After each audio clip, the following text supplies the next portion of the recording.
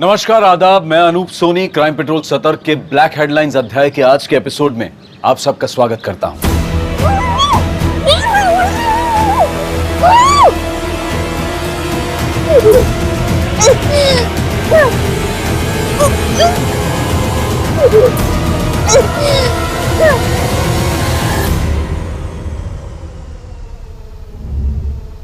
जब आज से तकरीबन 7 साल पहले दिल्ली की एक लड़की के साथ सामूहिक बलात्कार हुआ था, तो जो आक्रोश हम में था उसने देश समाज ही नहीं बल्कि पूरे कानून को भी बदल कर रख दिया था। लेकिन आज हम उस घटना का जिक्र इसलिए नहीं कर रहे हैं ताकि हम अपनी भड़ास निकालते हुए ये बोलने लग जाएं कि अब तक तो उस लड़की के गुनहगारों को फांसी मिल जानी चाहिए थी। क्या उस सजा के असर से उस तरह के वहशी लोगों के मन में खौफ पैदा हो गया है?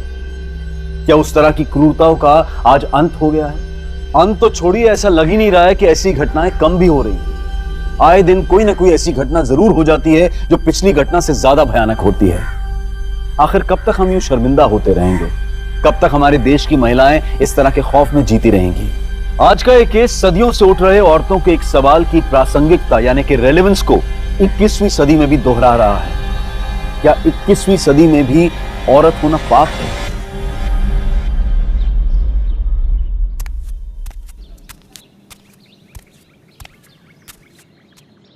चिंता ना, चले चलो।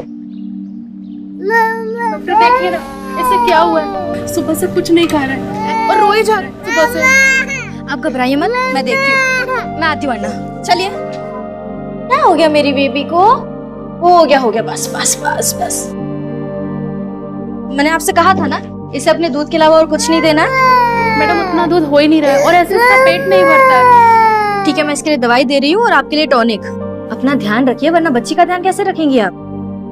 गुड्डू, ये दवाई इन्हें दे दो। दिव्यांका जी जल्दी चलिए, नहीं तो आपकी बस निकल जाएगी।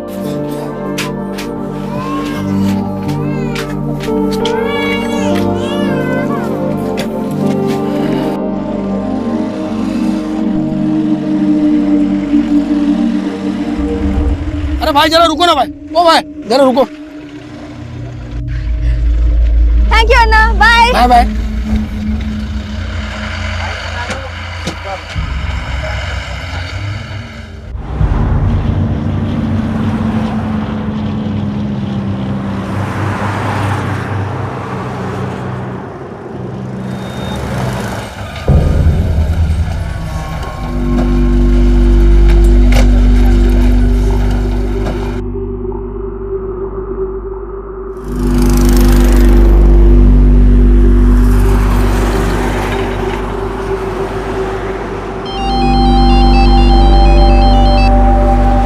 हेलो पापा।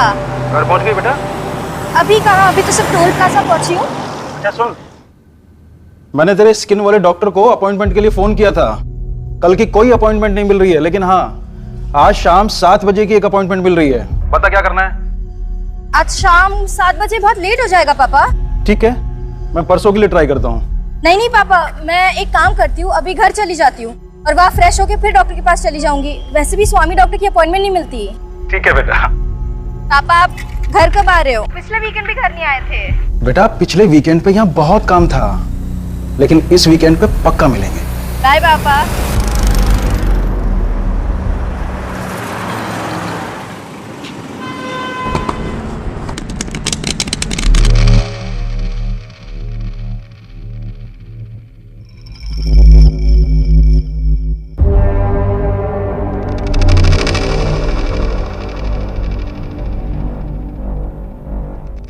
तेरे में गुलाम है, ये देख अपने में रानी आई है जो आज अपना किस्मत बदलेगे।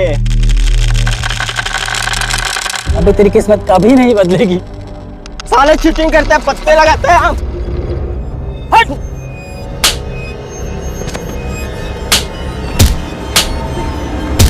नैन नैन चल।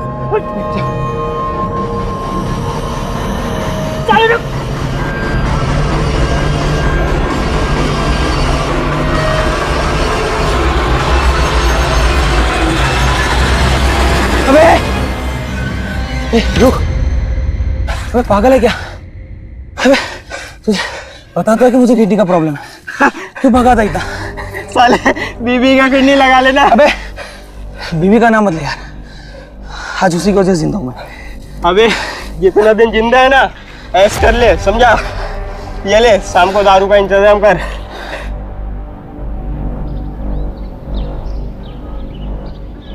अभी इतनी दूर से आई है, आते ही जल्दी। तेरी बहन भी अभी नाइट ड्यूटी के लिए निकल जाएगी और मैं अकेली। अम्मा मैं 9 साढ़े 9 बजे तक आ जाऊंगी। अरे पर तेरा रोज रोज ये गांव के हॉस्पिटल जाना जरूरी है क्या? वो भी इतने से पैसों के लिए थक नहीं जाती क्या? कभी अपने बारे में भी सोच लिया कर, समझी? क्या सोचो अपने बारे में? यही तो प्रॉब्लम है दी, तुम्हें पता ही नहीं है तुम लाइफ में कितना पीछे रह गई हो। स्वाति, लाइफ ना एक लंबी लकीर नहीं है, एक लंबा सर्कल है। इसमें आगे वाला भी घूम रहा है और पीछे वाला भी, और मैं अपने आप को इसमें से हटा के मैं बीच में आ गई हूँ। और जहाँ हूँ वहाँ खुश हो। क्या खुश है? अरे वो तेरी बैचमेट है ना, वो क्या नाम है उसका, सुकन्या, ऑस्ट्रेलिया चली गई है। वो करोड़ों का पैकेज मिला है उसको, और तू ये गवर्नमेंट हॉस्पिटल में डॉक्टर बन के खुश है? अम्मा गवर्नमेंट हॉस्पिटल मरीजों से भरे हुए हैं और डॉक्टर है गिनती के। अगर मेरे जैसे डॉक्टर भी करोड़ों के पीछे भागने लग गए तो गरीबों का क्या होगा? हो गया आपका भाषण? हाँ हो गया, और वैसे भी मुझे डर्मेटोलॉजिस्ट की अपॉइंटमेंट के लिए लेट हो रहा है। बाय।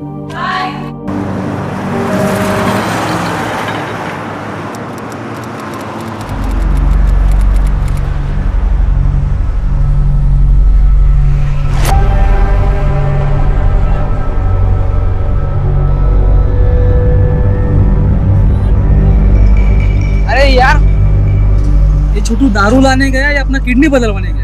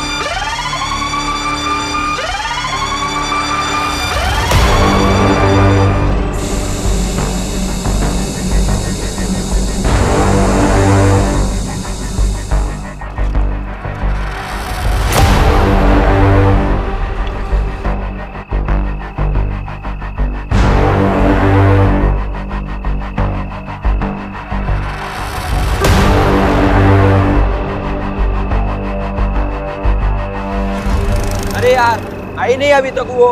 अरे आएगी, स्कूटी छोड़ के थोड़ी जाएगी, आएगी।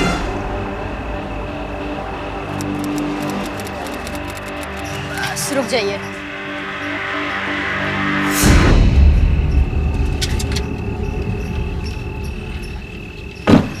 थैंक यू अन्ना।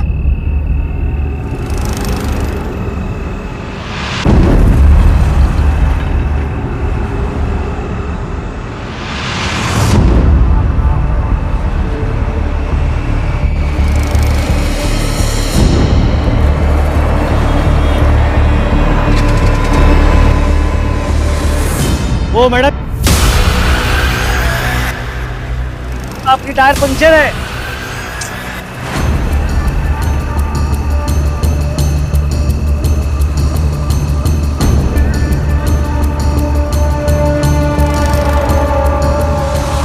देखिए मैडम, आप टेंशन मत लीजिए, यहाँ आगे ही एक पंक्चर की दुकान है। Thank you.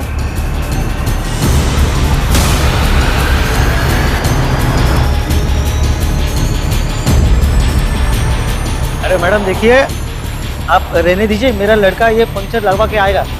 नहीं मैं मैनेज कर लूंगी, थैंक यू। अरे मैडम, इस रात को इसको किधर खींच के लेके जाओगे? एक मिनट, इधर आ। हाँ भाई। जा और मैडम का पंक्चर लगवा के आ जा। अरे नहीं देखिए, कोई बात नहीं, मैं कर लूंगी मैनेज। मैडम मैं यहीं पे हूँ, आप टेंशन मत लीजिए, ठीक है? ले जा जल्दी चल।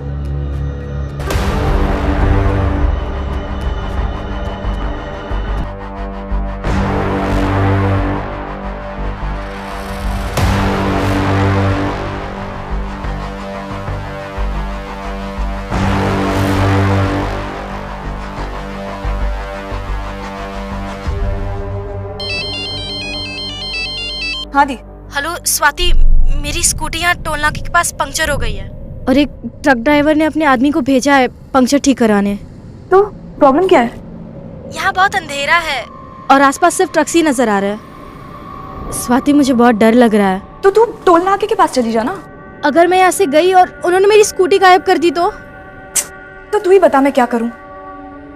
प्लीज मुझसे बात करती रहना, मुझे डर नहीं लगेगा। पर दी मैं अभी बिजी हूँ। अच्छा चल तू अपना काम कर, मैं बाद में बात करती हूँ। बाय। पंक्चर ठीक हुआ? नहीं हुआ मैम, वो दुकान बंद था।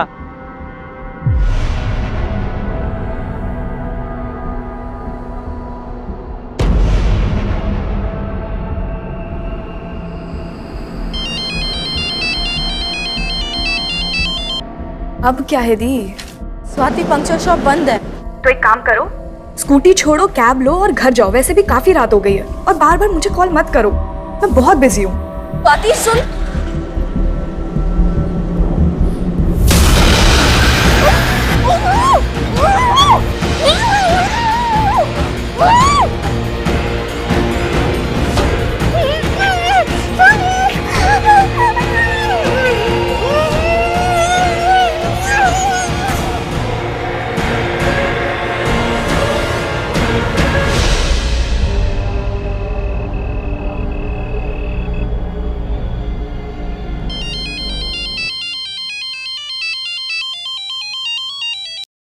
हाँ माँ।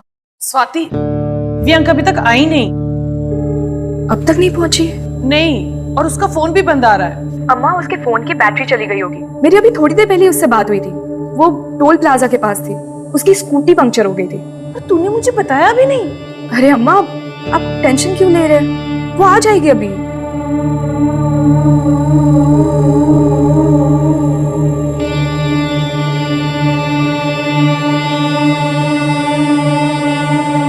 आप जिस नंबर को डायल कर रहे हैं वो इस समय स्विच ऑफ है।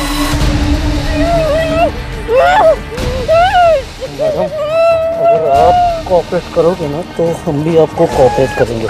लो, छोड़ दिया। छोड़ दो, मुझे जाना दो प्लीज। छोड़ो मुझे, छोड़ो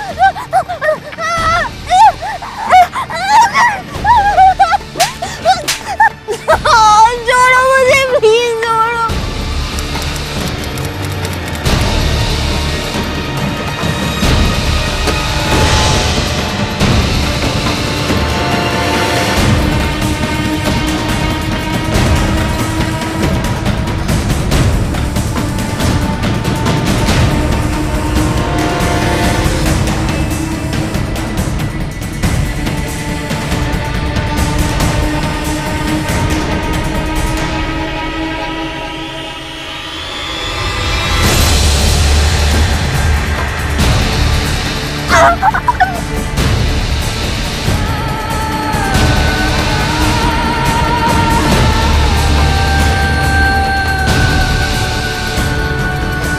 तू यहाँ? दिव्यांका कहाँ है? वो मैं दी को ढूंढने के लिए यहाँ आई थी, लेकिन फोन पे तो तू मुझे कुछ ठीक नहीं लग रहा था, इसलिए मैं ऑफिस की कार लेके आ गई। क्या ठीक नहीं लग रहा था स्वाति? अम्मा आप फिक्र मत करो, दी शायद घर पहुंच गई होगी, आप घर जाके देखिए ना। हाँ चलिए। सुन ना, मैं भी चलती हूँ ना तेरे अम्मा साथ। अम्मा प्लीज। तू देख लेगी ना? हाँ हाँ अन्ना, आप अम्मा को लेके घर जाइए ना।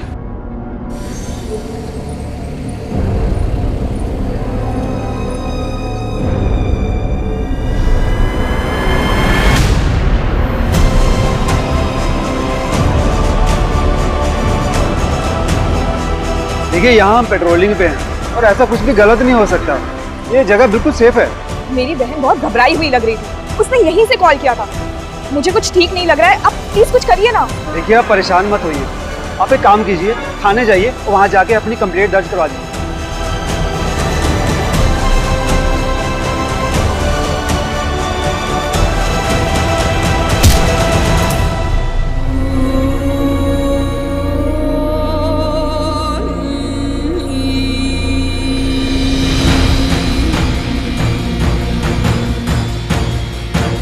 राहुल एक काम करते हैं, दी के ईमेल आईडी से ना उनके लोकेशन का पता लगाते हैं। मुझे उनके ईमेल आईडी का पासवर्ड भी पता है।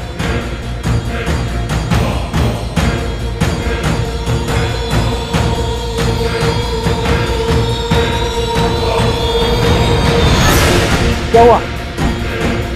आई थिंक दी ने अपना पासवर्ड चेंज कर लिया है।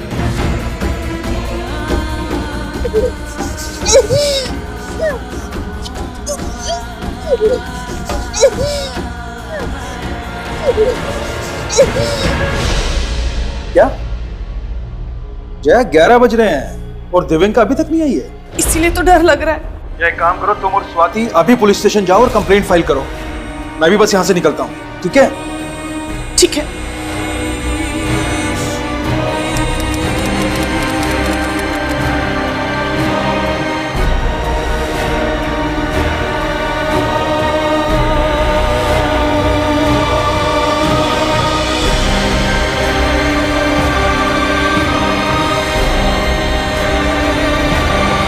भाई लोग, चलो यहाँ से, बहुत हो गया।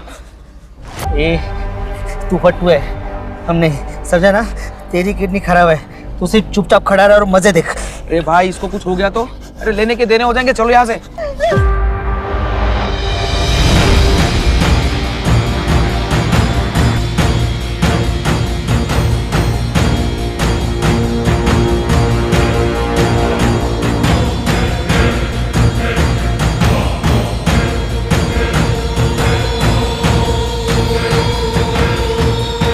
तो आपकी बेटी टोल प्लाजा के पास से गायब हुई? जी सर, दी की स्कूटी टोल प्लाजा के पास पंक्चर हुई थी।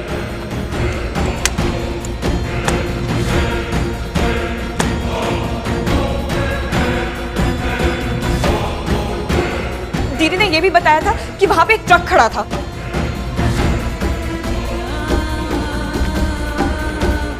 देखिए मैडम, क्या है ना कि टोल प्लाजा का जो इलाका है वो हमारे पुलिस स्टेशन के एरिया में नहीं आता। आप एक काम कीजिए, करीमगंज पुलिस स्टेशन जाइए और वहां पे आपके कंप्लेंट लिखवाइए।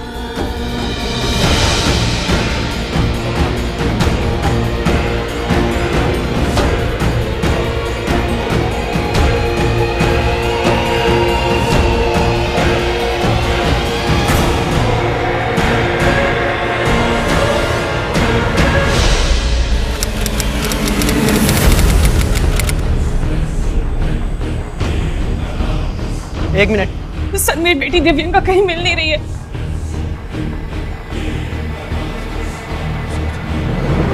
गाड़ी रोको भाई। क्या पागल हो है क्या? हाँ, मैं पागल हो गया हूँ। मुझे भी उसके साथ करना है। लड़की का नाम दिव्यांका राव, उम्र क्या है? 26 साल। 26 साल। कोई बॉयफ्रेंड वगैरह? सर, ये सब क्यों पूछ रहे हैं आप? अरे पूछना पड़ता है मैडम, हो सकता है वो आपको बिना बताए अपने किसी बॉयफ्रेंड के साथ भाग गई हो। ये क्या बकवास कर रहे हैं आप?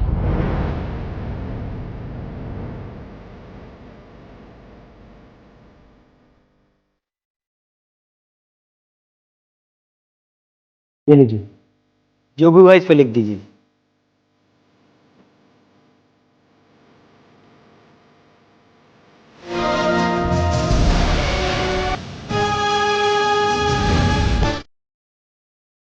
उस वक्त ड्यूटी पर तैनात उस पुलिसकर्मी के गैर जिम्मेदाराना शब्द किसी तमाचे से कम नहीं थे। और वो तमाचा उस लड़की और उसके परिवार पर नहीं था, बल्कि पूरा समाज उस तमाचे की गूंज से दहलने वाला था। अगर तब इस मामले को गंभीरता से लिया गया होता तो शायद इस केस का जिक्र हम आज आपसे नहीं कर रहे होते।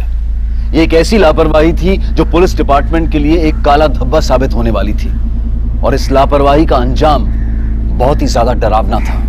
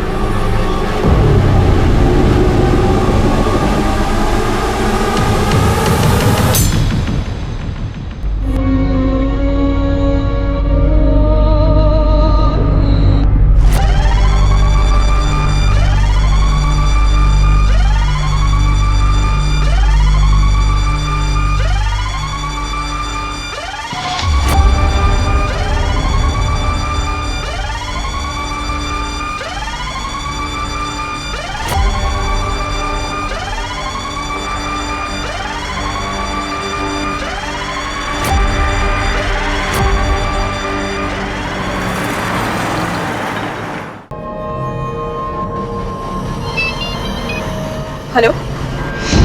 जी जी जी, हम अभी आते हैं। किसका फोन है? पापा, पुलिस ने हमें बुलाया।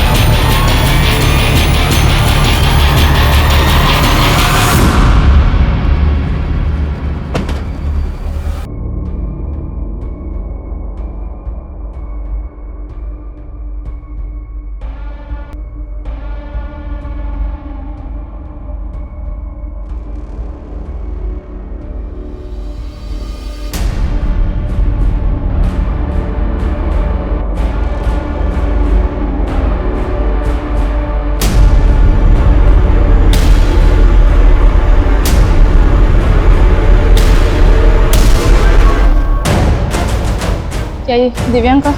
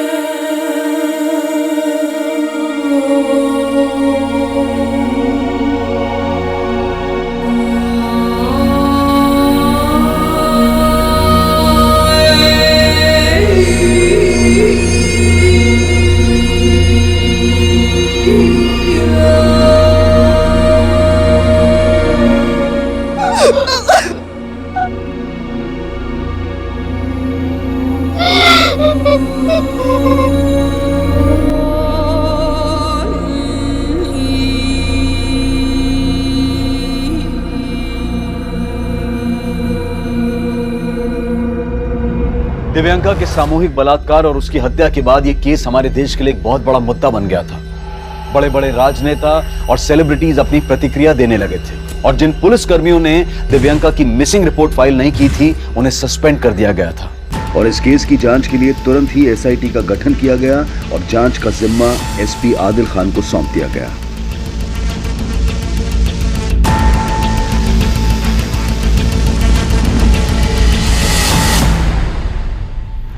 लोग हम पर अपनी भड़ास निकाल रहे, गुस्सा हो रहे हैं और उनका गुस्सा जायज भी है। पर रेड्डी, हमें अपनी वर्दी पर लगा ये दाग धोना है। हमें किसी भी कीमत पर दिव्यांका के गुनहगारों को पकड़ना है। और एक बात सर, इस लाश को सबसे पहले एक दूध वाले ने देखा था। उसे क्राइम सीन पर बुलाओ। जैसा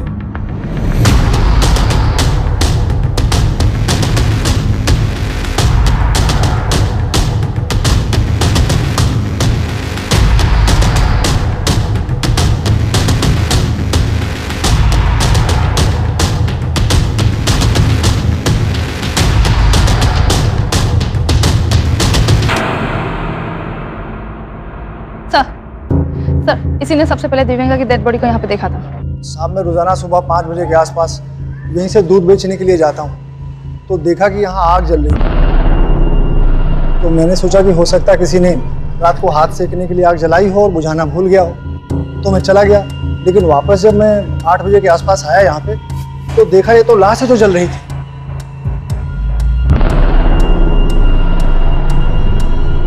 उस वक्त यहाँ पर किसी को आते जाते देखा था? नहीं साहब। चलिए पता करो, किसी को बचा तो नहीं रहा? सर, जिस तरह से लाश को जलाया गया शायद पेट्रोल इस्तेमाल हुआ और दिव्यांका की स्कूटी गायब। हो सकता है उसकी स्कूटी का ही पेट्रोल इस्तेमाल हुआ। स्कूटी ढूंढने पे ध्यान दो, शायद किलर को कोई लीड मिले। कल दिव्यांका अपने डर्मेटोलॉजिस्ट के यहाँ से वहाँ से टोल प्लाजा तक आई थी। जी सर, बेनजीर को बोल दिया है डर्मेटोलॉजिस्ट से मिलने के लिए। लेकिन जब दिव्यांका की अपनी बहन से बात हुई उस वक्त वो टोल प्लाजा पर थी और टोल प्लाजा से ये जगह तकरीबन 30 किलोमीटर दूर है। उसे शायद ज़बरदस्ती यहाँ लाया गया हो। आने जाने वाले रास्तों पर जितने भी सीसीटीवी हैं कल रात की सबकी फुटेज निकलवाओ। मैं दिव्यांका की बहन से मिलता हूँ। सर।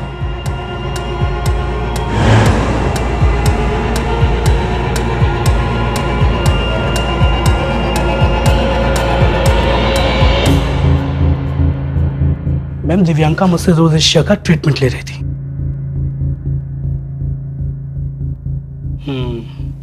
बेटर प्रोग्रेशन, 3-4 सिटी में स्किन परफेक्ट हो जाएगी। Thank you doctor. और करीब 7:30 बजे वो यहाँ से चली गई थी। डॉक्टर स्वामी, क्या दिव्यांका के साथ कोई और भी यहाँ आया था? जी नहीं, वो अकेली ही आई थी। हमें आपके क्लिनिक के बाहर की सीसीटीवी फुटेज चेक करनी है।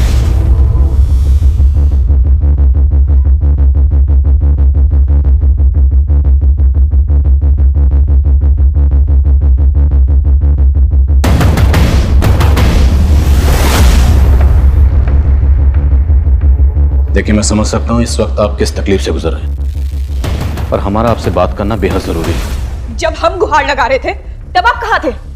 आप लोगों ने अगर पहले स्टेप लिया होता ना तो आज दी हमारी। हम मानते हैं लापरवाही हुई है, पर हमारी कोई भी कोशिश इस लापरवाही की भरपाई नहीं कर सकती। पर हम दिव्यांका के गुनाहगारों को पकड़ना चाहते हैं, इसमें हमें आपकी मदद की जरूरत है। मदद चाहिए आपको? बताइए कैसे मदद कर सकते हैं आपकी? कल रात को ना आपके कांस्टेबल को सब साफ साफ दिख रहा था। दी वही टोल प्लाजा पे ही थी, लेकिन उसने कुछ नहीं किया। किस कांस्टेबल की बात कर रहे हैं आप? हम कल एयरपोर्ट पुलिस स्टेशन में गए थे, पर ना उन्होंने हमारी बात सुनी ना कंप्लेन फाइल की। उन्होंने फॉर्मेलिटी के बेसिस पे एक कांस्टेबल को हमारे साथ भेज दिया, बस। उस कांस्टेबल के कहने पे उस टोल वाले ने हमें उस टाइम का फुटेज दिखाया जब दी ने मुझे कॉल किया था, और फुटेज में दी एक तरफ जाते हुए दिख भी रही थी, लेकिन वो वापस नहीं आई। उसी जगह पे एक पीसीआर वैन भी खड़ी थी सर, पर आपके कांस्टेबल को लगा ही नहीं कि दी के साथ कुछ गलत भी हो सकता है। आप अपने लोगों से पूछिए कि वो कहीं क्रिमिनल्स के साथ तो नहीं मिले हुए हैं। उन सबको सस्पेंड किया जा चुका है। अब मैं आपसे वादा करता हूँ, जो भी इसमें शामिल था उन्हें बख्शा नहीं जाएगा। पर मेरी बहन तो वापस नहीं आएगी ना सर। देखिए, मैं समझ सकता हूँ ये एक ऐसा जख्म है जो आसानी से नहीं भरेगा, पर इतना तो आप भी चाहेंगी ना, जिसने भी आपकी दी के साथ ये घिनौनी हरकत की, आपकी बेटी के साथ गलत किया, उसे उसकी किए की सजा मिलनी चाहिए। बोलिए, आपकी दी से फोन पर क्या बात हुई थी? उसने सबसे पहले मुझे ही कॉल किया था। हाँ दी। हेलो स्वाति, मेरी स्कूटी यहाँ टोल नाका के पास पंक्चर हो गई है और एक ट्रक ड्राइवर ने अपने आदमी को भेजा है पंक्चर ठीक कराने। तो प्रॉब्लम क्या है? यहाँ बहुत अंधेरा है और आसपास सिर्फ ट्रक्स ही नजर आ रहे हैं। स्वाति, मुझे बहुत डर लग रहा है। पहले उसने कॉल किया था तो मुझे लगा सब ठीक ही होगा, पर दोबारा जब उसने कॉल किया तो वो बहुत पैनिक साउंड कर रही थी। क्या कहा? एग्जैक्टली क्या कहा? प्लीज मुझसे बात करती रहना, मुझे डर नहीं लगेगा। पर दी, मैं अभी बिजी हूँ। वो चाहती थी कि जब तक वो आदमी पंक्चर ठीक करवा रहा है तब तक मैं उससे फोन पे बात करती रहूं, लेकिन मैं फिर जब उसने दोबारा मुझे कॉल किया। अब क्या है दी? स्वाति, पंक्चर शॉप बंद है। तो एक काम करो, स्कूटी छोड़ो, कैब लो और घर जाओ। वैसे भी काफी रात हो गई है, और बार बार मुझे कॉल मत करो। पर मुझे समझ ही नहीं आया कि वो किस परेशानी में थी। फिर हमने जब कांटेक्ट करने की कोशिश की तो आप जिस नंबर को डायल कर रहे हैं वो इस समय स्विच ऑफ है।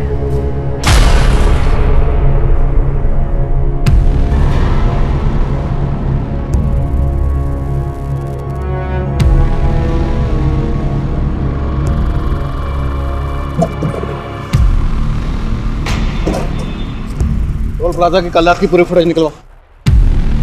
दिव्यांका की स्कूटी पंचर हुई, आसपास जितनी पंचर की दुकान है सब जगह पता कर।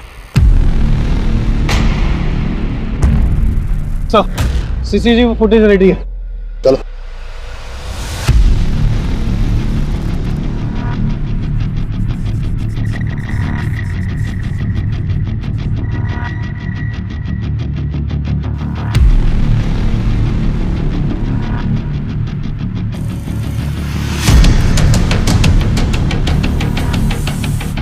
अरे सुनो। हाँ साहब। इसे पहचानते हो? सर, ये शाम की फुटेज है। इसमें दिव्यांका स्कूटी से जाती हुई दिखाई दे रही है। उसने जहाँ अपनी स्कूटी पार्क की वो सीसीटीवी के रेंज से बाहर है सर। रात की फुटेज? सर रात की फुटेज में इस तरफ कुछ साफ दिखाई नहीं दे रहा, पर दूसरे कैमरे से वो एक बार टोल प्लाजा की तरफ आते हुए दिखाई दे रही है। टोल प्लाजा पे ये लड़का कौन? पता करो लड़का कौन? अब इस लड़की को तो मैंने नहीं देखा है, लेकिन कल रात ये स्कूटी लेकर 2 लड़के आए थे। तो क्या इन्हीं दोनों लड़कों ने स्कूटी का पंचर लगवाया? नहीं साहब, स्कूटी पंचर थी ही नहीं। स्कूटी पंचर नहीं थी? नहीं साहब, वो तो बस हवा भरवाने आए थे। कल स्कूटी की दोनों नंबर प्लेट टूटी हुई थी, पर मैंने इतना ध्यान नहीं दिया। फिर उसके बाद वो लोग मुझसे पेट्रोल मांगने लगे। सुनना, तेरे पास कोई एक्स्ट्रा गाड़ी वाड़ी खड़ा रहेगा तो उसमें से थोड़ा पेट्रोल निकाल के देना। पंचर वाला हूँ, गैराज वाला थोड़ी हूँ। पेट्रोल चाहिए तो पेट्रोल पंप पे जाओ ना, इधर बाजू में तो है। क्या तुम उन दोनों लड़कों के स्केच बनवा सकते हो? हाँ सर, कल रात ये लड़की आई थी, लेकिन सर तब मुझे कुछ पता नहीं था। ये लड़की तुम्हारे पास क्यों आई थी? अन्ना, मेरी स्कूटी पंक्चर हो गई है, तो यहाँ कहीं पंक्चर की दुकान है क्या? मैम दरअसल मैं यहाँ पर नया हूँ, मुझे कुछ पता नहीं है, पर शायद आगे एक पंक्चर की दुकान है, तो आप वहाँ पता कर सकते हैं। आगे? जी थैंक यू। सर इसके पीछे एक लड़का था जो इसे फॉलो कर रहा था।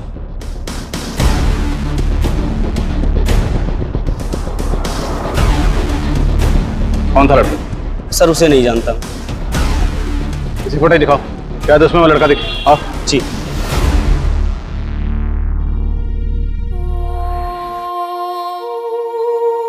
यहाँ बहुत अंधेरा है और आसपास सब ट्रक्स ही नजर आ रहे हैं। स्वाति, मुझे बहुत डर लग रहा है। प्लीज मुझसे बात करती रहना, मुझे डर नहीं लगेगा। तो एक काम करो, स्कूटी छोड़ो, कैब लो और घर जाओ। वैसे भी काफी रात हो गई है, और बार बार मुझे कॉल मत करो।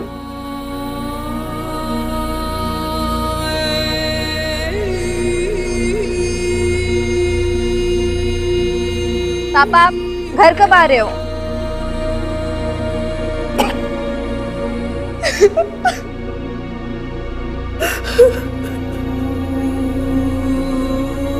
अम्मा, गवर्नमेंट हॉस्पिटल मरीजों से भरे हुए हैं और डॉक्टर है गिनती के। अगर मेरे जैसे डॉक्टर भी करोड़ों के पीछे भागने लग गए तो गरीबों का क्या होगा? सर लड़का थोड़ी दूर पे था, इसलिए नहीं दिख रहा है। कुछ छुपा तो नहीं रहा? नहीं सर। लड़के का स्केच बनवा सकता है? ट्राई कर सकता हूँ सर। लेके जाओ। चल। रात का फुटेज एक बार फिर से दिखाओ। सर ये शाम की फुटेज है सर, ये दिव्यांका की लास्ट विजुअल है। सर यहाँ रात में पीसीआर वैन खड़ी थी, मुझे नहीं लगता यहाँ कुछ हुआ होगा। दिव्यांका यहाँ से 30 किलोमीटर दूर खुद तो नहीं गई होगी, उसे ज़बरदस्ती ले जाया गया हो। जो भी हुआ यही हुआ, जो पीसीआर में मौजूद किसी पुलिस वाले को नजर नहीं आया। दिव्यांका डर्मेटोलॉजिस्ट के पास कैब में गई तो वापस भी किसी कैब में ही आई होगी।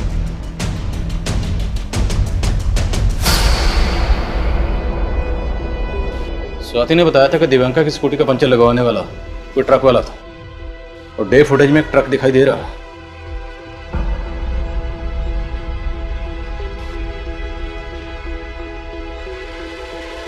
दूसरी फुटेज चेक करिए जिसमें ट्रक का नंबर साफ नजर आया। दिव्यांका ने जहां अपनी स्कूटी पार्क की थी उस तरफ चलो।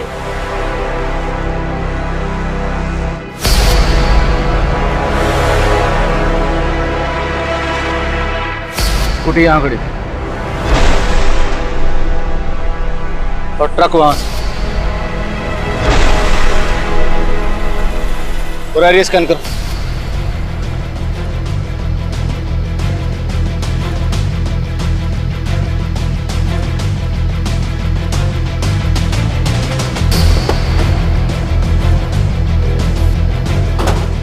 आसपास इंक्वायरी करो, शायद कोई यहाँ दिव्यांका की स्कूटी लग रहा है। Okay sir. जाओ। हाँ सुनो। सर। हाँ साहब, कल रात को लड़का बोतल लेके आया था पेट्रोल मांगने, लेकिन साहब उस पर मुझे कुछ शक हुआ था। बोतल में पेट्रोल देना अलाउ नहीं है। मालूम है अल्लाह, पर इमरजेंसी है ना, थोड़ा मदद करो। चारों तरफ सीसीटीवी कैमरा है, अगर मैं तुम्हें बोतल में पेट्रोल दिया तो मेरा मैनेजर मुझे जॉब से निकाल देगा, समझ गए?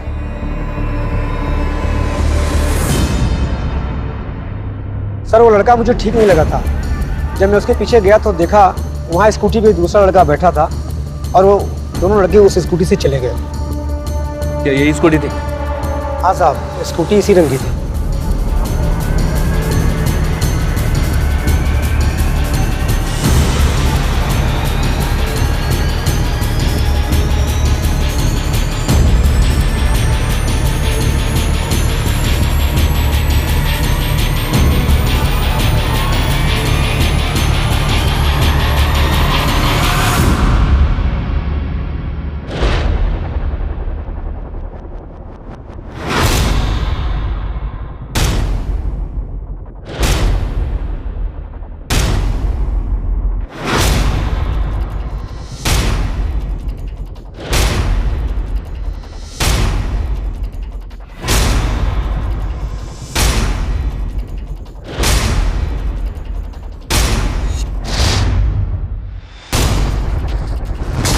दिव्यांका का रेप यहीं हुआ होगा। वहां उन लोगों ने ट्रक खड़ा किया था ताकि हाईवे से आने जाने वाली किसी भी गाड़ी को कुछ पता ना चले, कुछ दिखाई ना दे, कुछ सुनाई ना दे। साहब आप कहाँ लेके जा रहे हो मुझे साहब? साहब मैंने कुछ नहीं किया साहब। तेरा ही घर है ना? यहीं रहता ना तू?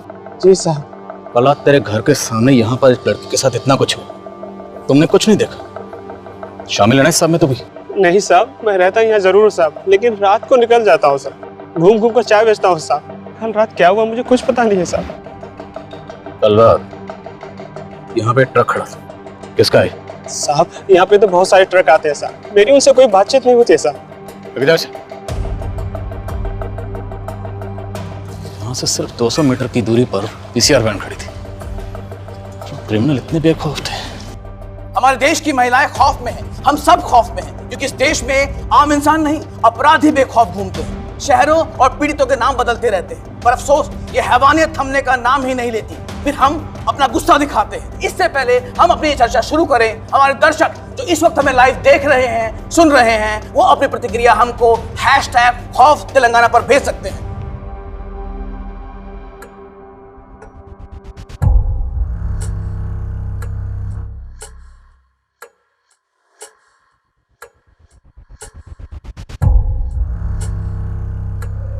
ये वही लड़का है सर जो पेट्रोल पंप से बोतल में पेट्रोल लेने आया था। और सर पेट्रोल पंप की दूसरी फुटेज में ये लड़का एक दूसरे लड़के के साथ दिव्यांका की स्कूटी पे जाता हुआ दिखाई दे रहा है। और ये ट्रक भी इसके पीछे गया।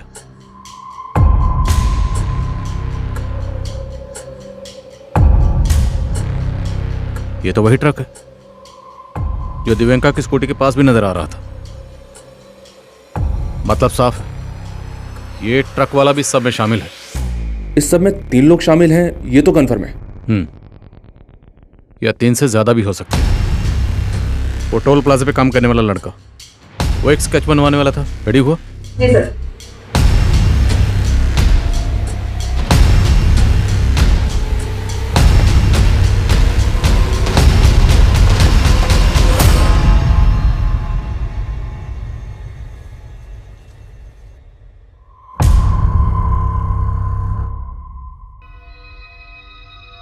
अकी बेटा इतना परेशान क्यों लग रहा है?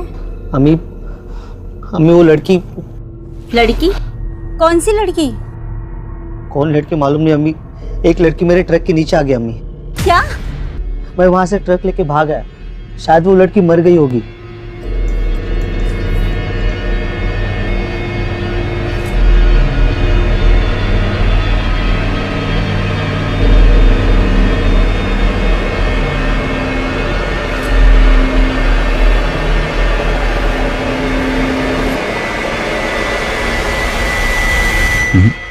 ये लड़का इनमें से नहीं, ये कोई और है। इन सब की शिनाख्त करो। मुझे इस सब के सब अंदर चाहिए, जल्द से जल्द। सब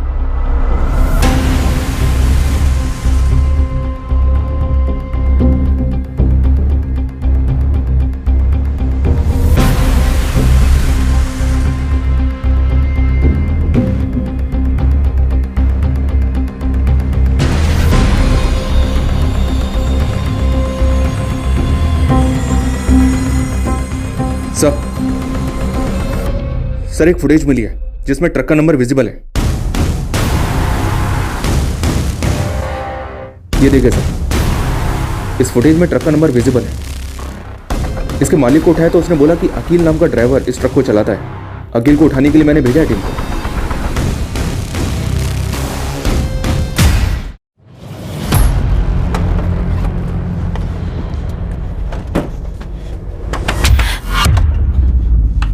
चल इधर देखो, चेकिंग करो।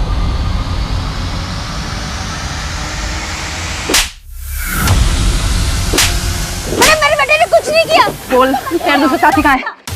पूछो इससे। अरे क्या हुआ? कौन हो आप लोग? क्या हुआ? अरे क्या किया मेरे बेटे ने?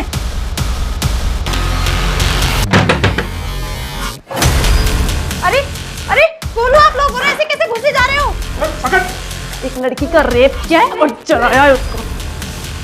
इस वक्त एक बड़ी खबर आ रही है तेलंगाना से। तेलंगाना की पीड़िता का रेप और हत्या करने वाले चारों आरोपियों को पुलिस ने हिरासत में ले लिया है। इस विषय में हर तरफ से अलग अलग प्रतिक्रियाएं आ रही हैं। सब लोग इन्हें सजाए मौत देने की गुहार कर रहे हैं। यहाँ तक कि उनके परिवार वाले भी यही मांग कर रहे हैं। मेरा लड़का तो बोला था कि उसने उस लड़की को ट्रक से उड़ा के मार दिया था, लेकिन उसने इतना गंदा काम किया। मैं उसे नहीं बचाऊंगी, उसे फांसी दे दो। मुझे कोई लेना देना नहीं है इस इंसान से। तुम चाहे कुछ भी करो इसके साथ।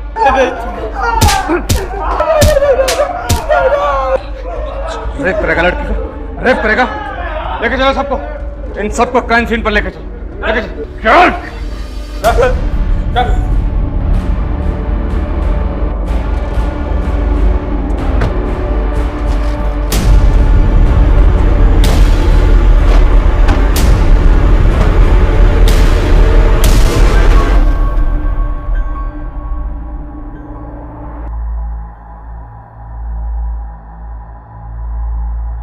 वो बार बार किसी को फ़ोन कर रही थी, सोचा हाथ से निकल ना जाए, इसलिए उसको यहीं से उठा लिया।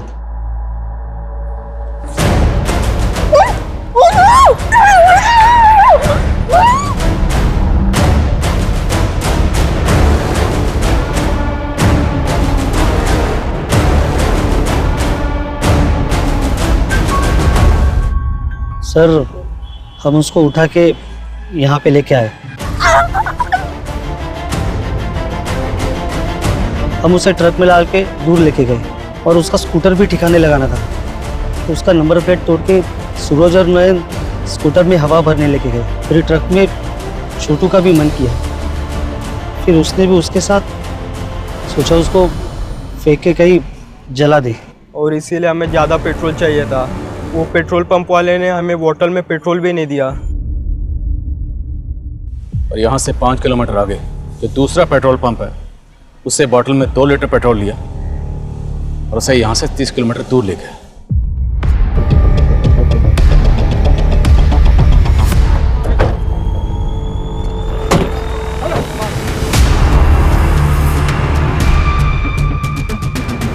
अब हम उसको यहाँ लेके आए।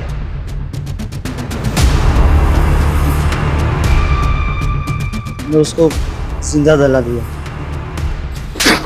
वो जिंदा थी, तुम लोगों ने उसे जिंदा जला दिया।